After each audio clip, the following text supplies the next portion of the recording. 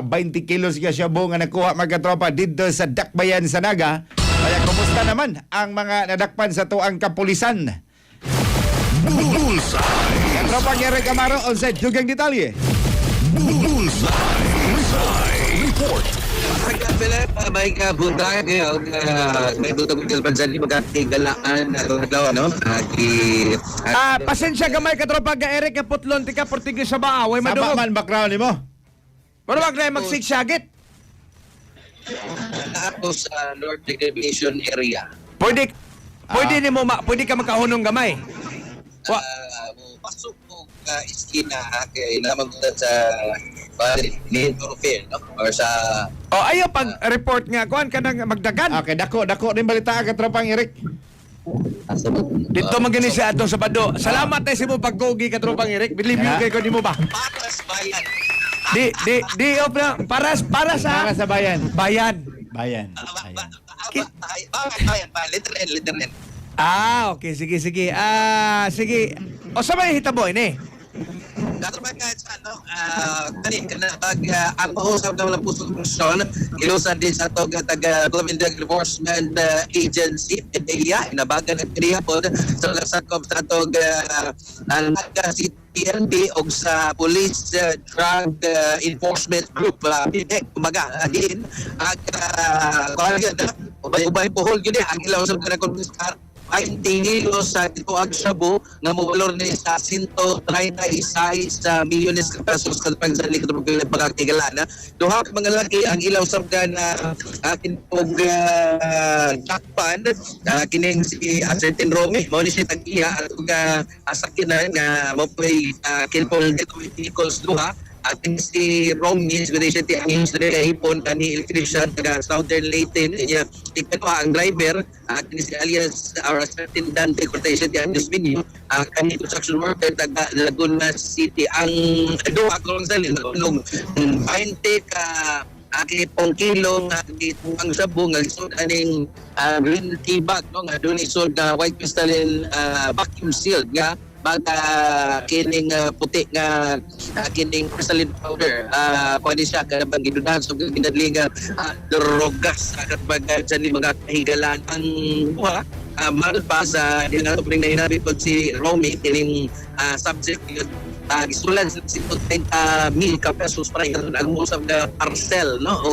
kay mo lagi paila kon la parcel kada pinanli yan na rin pick up na rin tawagan na sila silang amo para pong sukaton i-meet akin sa ilang mga transaksyon ato pa sabihan nga gikan sa kauluhan pag sila katropag dyan mga tinggalan kanya gibiyahe nila antre aga kining maong sakyanan na kanin siya Chevrolet kanya Sondra parang nga ipalit ka ito pag sa niya kung ano siya kada pagkakarating sa kinan niya color itom ang ini pong bunga matun pa pag-abot niya sa pong Toledo kipanan po sila kanang tawagan dyan sila nga mo nga tunay transaksyon lagi mo ito nga ila po ning gimit katrabahan sa niya kaya ba ting duha nga mga entities Philippine Drug Enforcement Agency PDEA 7 mo ay ilang na transaksyon mo palit pagdanli kabang gamit ang kinipong budol money kining bypass money na 1 million pesos mo palit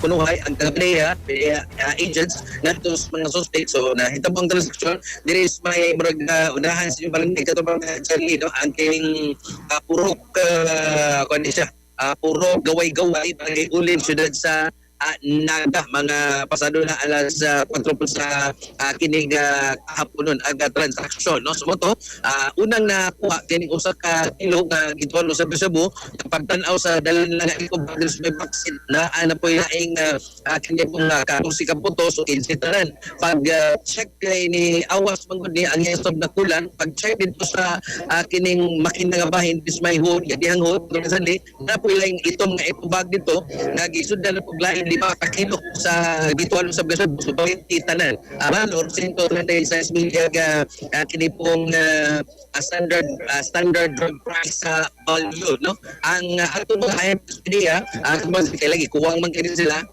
ang ilang pango nga si sa Ulbo, nagkapatid sa Snesnaga, sa kinipong PDEA Provincial Office dito sa Snesnaga, si IA3. So, na-require sa mga niya, sa kanilang kinipong concern, nga ipabot nila, di nila kaya kay Dusen mas ang ilang tirada, dinagukay na lang karapang dali ito kung kanang interdiction nila karapang dali at sila makuha ilang i-build up yung mga sources din dugas para dili na kuya na pag-ayo niya daghan hinon kayo mga paghaon ang atong law enforcement karapang dali karapang Philip mga kahigkalaan so mo ni wala puso ni gani kwan pa rin nila ang unang report ato lang ng Zanli kay ang kining transaction taon-taon po din nila nag-build up no pila pa semana kay doon ay pag-duda nga sigari ni mo kwan kining Bugo diri sa Danao mga port sa Amihan na bahin yan alam po sila report naman sila alpa o ahente gyud nga lang sunod-sunod po sila kaning mga subject so mga pa ibalhin na po diri sa may Toledo port so itong isang report katong sila sa mga Philip kakilala dito pa na yun no kadlaw hupo-hupo ito ang ito na auto hapon ito na positive mo talaga ang 20 kilos nga siya katong sa mga kigal na kaso nga kalapasan Section 5 in relation to Section 26 Paragraph D o Section 11 Article 2 RE 916 manghihikay ng kaso posible karon or mahuman o mga daw ay mapasagta patog sa kining luha ka mga drug runner kabayo kinsa nalapan ato puso nga Basulan National sa PS7 na dito sa Sabado sa kahapon so kung mga dali kung pero mga kasi experience sa mga tropa sa pinasutan di ay kami mo hindi mo subscribe sa labo so yung labo sa ato sa mga kapeng santo mulan sing mawap yung mga balatian healthy pa mo mga kaigalaan. Alang sa Diyos at Pilipino para sa ng tropa Eric Amaro X News. XFM Report. Cellphone Plus Gold. Mapalit sa mga butika sa inyong lugar.